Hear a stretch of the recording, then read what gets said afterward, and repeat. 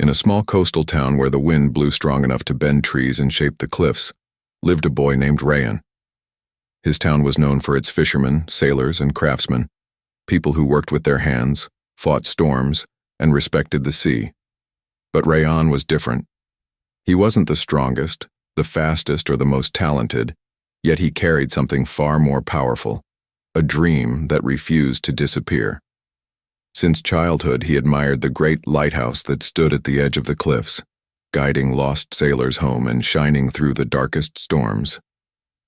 Every evening, as the orange sun sank into the sea, he watched the lighthouse flicker to life, steady, bright, unshaken. "That's what I want to be," he often whispered, "something that stands tall, even in storms." But reality was harsher than dreams. Rayan came from a poor family. His father had lost his fishing boat in a storm, and his mother worked long hours sewing clothes. They expected Rayan to leave school soon and help earn money. For them, dreams were a luxury. One cold morning after school, the teacher handed out exam results. Students celebrated, everyone except Rayan. His hands trembled as he opened his paper. He had failed again. A group of boys laughed at him. "Why do you even try? You're not smart enough," one of them said. Another sneered. "Your family can't even afford books. Stop dreaming." Rayan forced a smile, but something cracked inside him. His shoes were torn.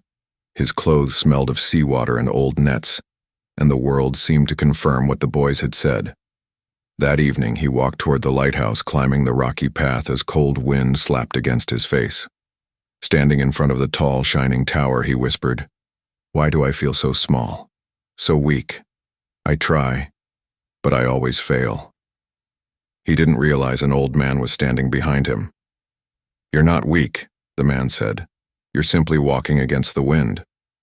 Rayan turned to see an elderly man in a thick coat holding tools. "I'm the lighthouse keeper," he said. "Name's Idris." Rayan bowed shyly. I come here because it makes me feel better." Idris chuckled. "The sea talks to people like you, dreamers, fighters." Rayan sighed. "I'm none of those. I fail at everything." Idris studied him, then asked, "Do you know why this lighthouse stands tall through every storm?" Rayan shrugged. "Because it's strong." Idris shook his head. "Because someone takes care of it. Every single day. Even when the weather is harsh. Even when no one is watching. Greatness doesn't belong to the naturally gifted. It belongs to the consistent."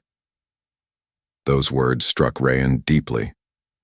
Idris continued, "Come here tomorrow after school.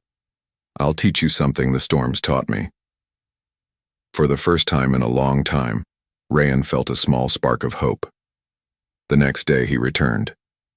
Idris handed him a broom and said, "Start by cleaning the steps." Rayan frowned.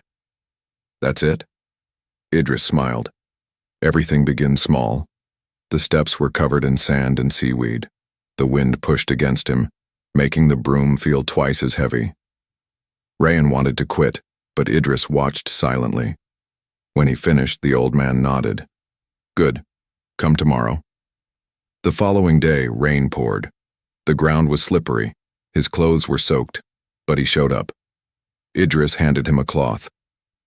"Polish the railing." Rayan shivered but obeyed. His fingers went numb and his hands cramped, but he continued. Every day Idris gave him small tasks, cleaning, painting, carrying tools, and every day Rayan battled the cold, the wind, and the weight of his doubts. Slowly he changed. His hands hardened, his breathing steadied, his posture grew firm. He woke up earlier, ate better, studied harder. One afternoon while he scrubbed a window, Idris said softly, "The world tried to tell you you're weak, but weakness is only real when you believe it." Rayan whispered, "What if I fail again?" Idris looked out at the sea. "Then you stand up and try again. Storms don't stop the lighthouse.